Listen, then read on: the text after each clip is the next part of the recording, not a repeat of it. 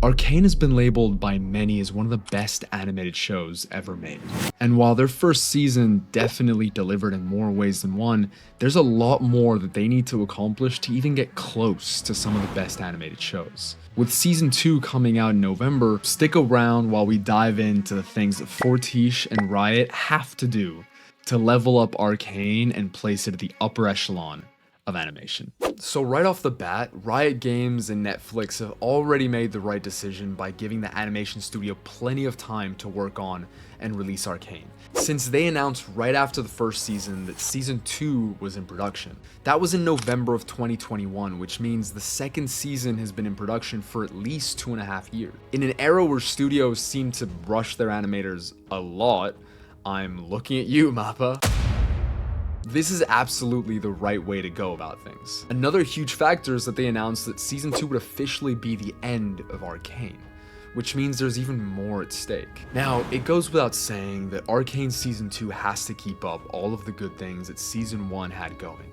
And one of the main aspects that was super beloved by fans and by myself personally too, is the incredible animation. Like, the show has to maintain its signature mix of hand-drawn texture and CGI at a level that matches or even exceeds season 1, which is gonna be very hard. Now, I personally don't really think that they need to change much here. If you watch season 1 again, you realize that the animation style is still incredibly unique and amazing even a few years later.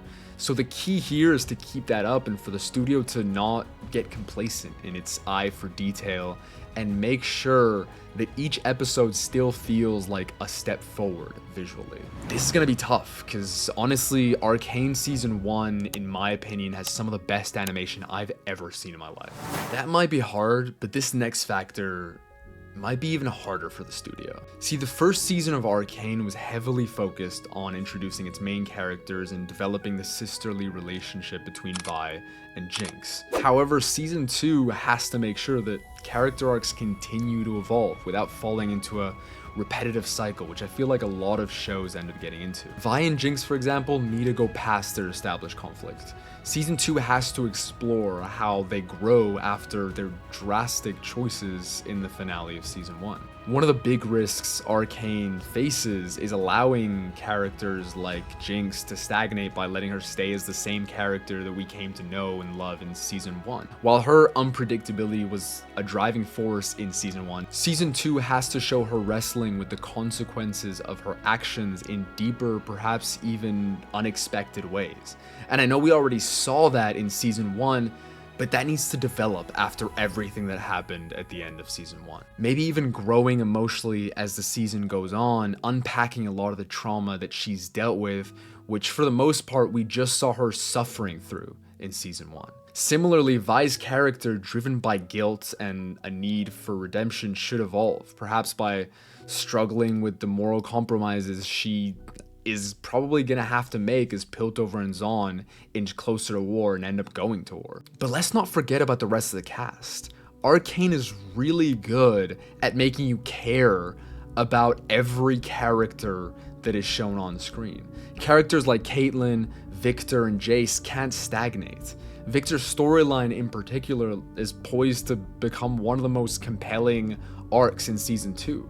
His growing dependence on Hextech and the ethical dilemmas it brings is really interesting, raising questions about progress, the cost of ambition, and the loss of humanity as well. Caitlyn's bond with Vi also needs to evolve and grow from the romantic tension that we got teased in season 1. Arcane's character arcs are some of the best in TV, especially in the limited amount of episodes we got. That needs to be something that they keep focusing on, avoiding the trap of rehashing the same dynamics that worked in season 1. And the dynamic that's most important to really think through and get right is obviously Jinx and Vi's. So it's time to talk about their relationship next. Arcane's main storyline is Jinx and Vi's relationship and how it evolved after everything that happened in the first few episodes of season 1. That's still heartbreaking when I think about it, but anyway, in season 2, we have to get some kind of resolution for their differences. And from the trailer, it seems like we're gonna get a big fight between them. And if I were Riot and Fortiche, this is what I would spend most of my time getting right in terms of the story. If you f this up, nothing else matters. So there are a few ways in my eyes that they can go about resolving their conflict. Number one is the feel-good, fluffy version where they eventually realize their faults and come to understand each other after a drawn-out battle where neither gains the upper hand, and they kiss and make up and hug and happy ever after. Number two is one of them dies in the final battle, making the other question everything and realize what they lost. Number three would be that they both die in one way or another, turning them both into martyrs and a reminder of the hatred and strife that Zaun and Piltover's tension has caused everyone. And finally, outcome number four is that they have a fight that one or the other loses, but the sister that wins fails to deliver the final blow, and they both end up living separate lives away from each other after that. And honestly, in my mind, Jinx is too far gone. She made the decision at the end of season 1 to take the leap into full-on villainy, and that has to have consequences for the rest of the show. As much as it hurts, I don't believe there can be a happy ending between the two after everything that's happened. At least not right now. In my eyes, Vi should win a drawn-out battle but refuse to kill Jinx, which would help knock some sense into Jinx and make her question everything that's happened between her and her sister. I would personally end things here, letting the audience imagine for themselves the future of their relationship. I feel like endings that are open-ended and give us the space to imagine how events could unfold after the end are some of the best. Regardless, up the ending would be another way to discredit the whole show, which would be a pity because there are so many good parts of it, including the world building, which I think is another key factor that they need to build on in season 2. See, I love Arcane's world building, like love. It's super immersive, the world feels alive, and there's just enough diversity in different areas that makes the show feel varied and super unique. But season 2 in my eyes needs to expand beyond Piltover and Zaun to explore more regions and cultures of the League of Legends universe. For Arcane to become the best animated show ever, in my opinion, it has to establish a richer, more diverse world that feels as vibrant and lived in as its central cities. This is something that shows like Avatar, The Last Airbender, or One Piece absolutely nail. We've already glimpsed the socio-political tension between Piltover's elite and Zaun's oppressed underclass, but season 2 could introduce entirely new areas, like Noxus, for example, which is where House Medarda comes from, and actually there's rumors that Noxus will be included quite a bit in season 2, so that would be sick. Other regions that they could expand into could be Ionia, or Fjelljord, or even Demacia, which we get a bit of an Easter egg for in the trailer, which is kind of cool. These regions offer new characters, ideologies, and conflicts that can enrich the main plotline while also providing an opportunity to introduce stunning new visual landscapes and cultures. Obviously, there won't be much time to delve into new regions in one short season, but I think weaving new locations into the main plots of the story would be awesome. That being said, it is a very fine line to tread. Adding more to enrich the story versus adding more and confusing your audience can be very easy to get wrong. So it's really important that if Riot is going to introduce a bunch of new locations, to make sure that it's only as an add or as a bonus to the main plot and not just adding a bunch of new subplots in the final season that end up just confusing an audience.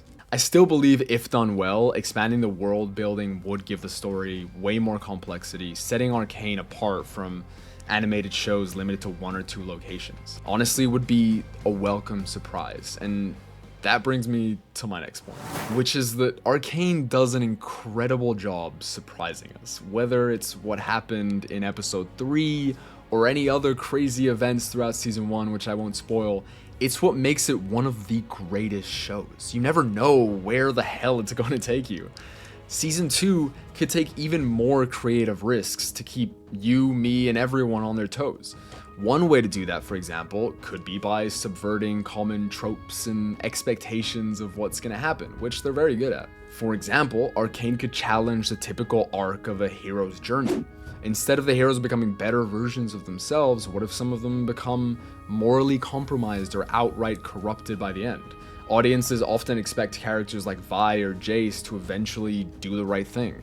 But if Arcane allows one of its core characters to take a darker path and never return from it, I feel like it would shock most of us, while reinforcing the idea that power and trauma don't always lead to redemption. Now, I know obviously we already have Jinx that sort of went down that path, so another Jinx isn't necessary, but if Season 2 can get those characters to make some morally questionable decisions like Jace had to make in Season 1, it'll make the show all the more interesting.